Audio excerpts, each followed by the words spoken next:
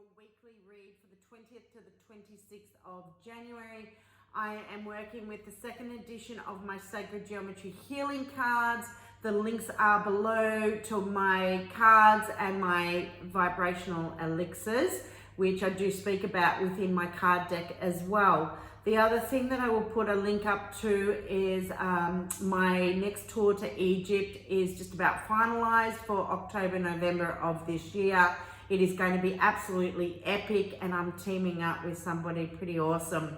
So all the details for you to find will be again below, and you can go and have a look up. Feel free to contact me for any further details of the tour. By hopefully the end of this week or next, I will definitely have the full itinerary out with all the costings and everything you need to know. Okay, so prior to starting the original reading, I kept hearing the name Gilgamesh. Gilgamesh was to some it's mythical, but to others legendary, a king of Uruk in Southern Mesopotamia. The story is actually written in cuneiform, which is the oldest style of writing that we know of, and the story dates back at least 4,000 years. And Gilgamesh was a king who was basically looking for immortality because death did not interest him. He didn't want to die. He wanted to live forever. And so he had crossed somebody's path who had said to him, I know of where a plant is that you can find that will give you immortality. So Gilgamesh went off on his way to find this particular plant, found the plant, but as soon as he found it, a snake stole it off Gilgamesh. And that, I think, is another story within itself, because you can truly look into the meaning of snake. But I think the importance of what was coming through for me of Gilgamesh is that the story of 4,000 years ago to now is still quite pertinent, because really life is about, it is a journey, not a destination. It is about us finding and trying to understand what is life all about. It's about going on a journey of finding your self-love, but also being able to give love and to find love with another. It is about, and it's not just with another, but it's about the love in which you experience within your family and your children and with your friends. It's relationships on all levels. But it's also about understanding life and knowing that we are put on this earth to live the best life that we can in the short time that we have.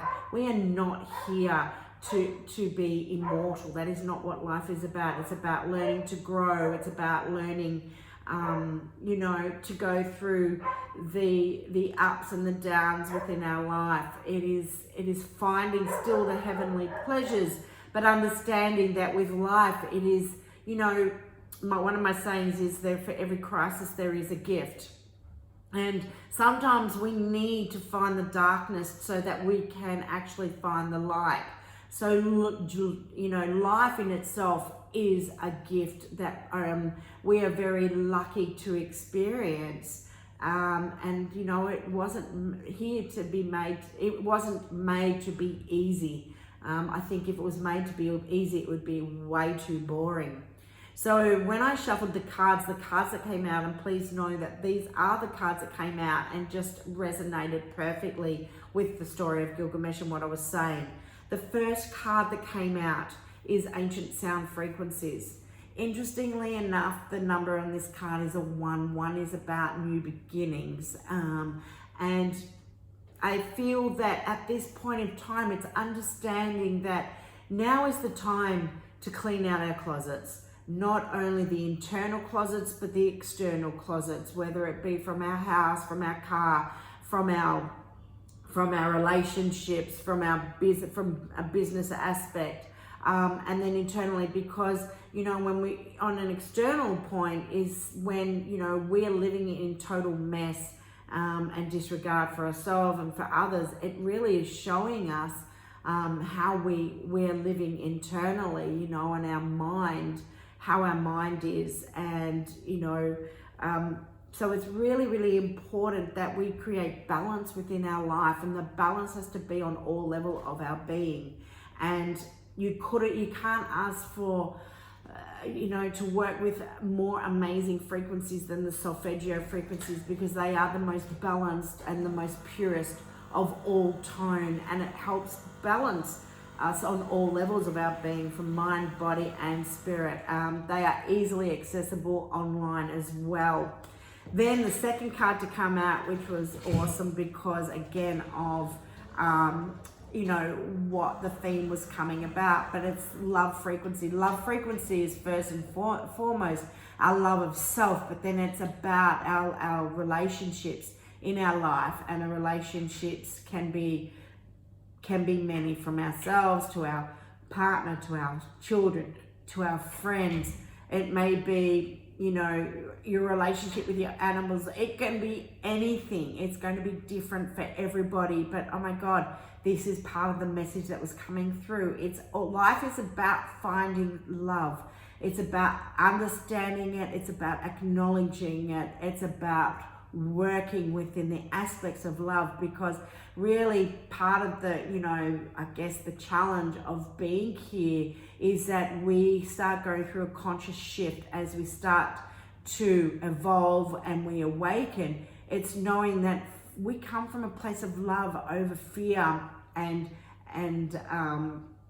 hate and, you know, war and famine. It's about coming from that place of pure love. It's about, you know, knowing that we are all connected, and when, you know, we are connected, you know, the more love that we have there to share, the more others are going to start to pick up on it and work on that aspect as well.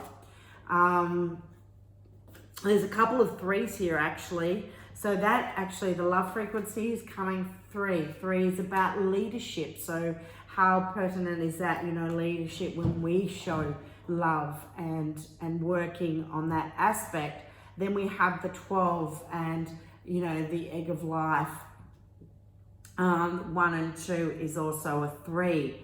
And the egg is our universal, sorry, not our universal, it's our blueprint. It's the blueprint. It's knowing that, you know, within this lifetime we come through, as we start to go through the process of awakening, we're actually awakening the innermost wisdoms and knowledge within.